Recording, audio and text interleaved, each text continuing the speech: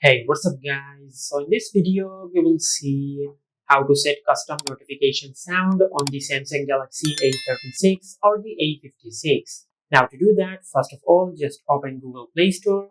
Then in the search bar, just search this.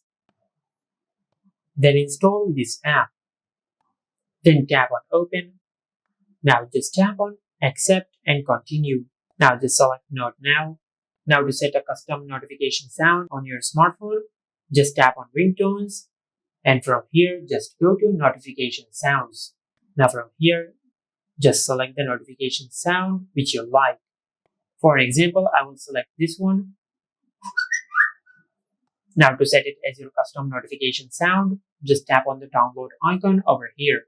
Then select set notification. Now just enable this toggle. Then go back. Now as you can see, notification sound updated. Now if you go to your home screen and open the settings app, now just go to sounds and vibration. And as you can see, we have successfully set a custom notification sound on our smartphone.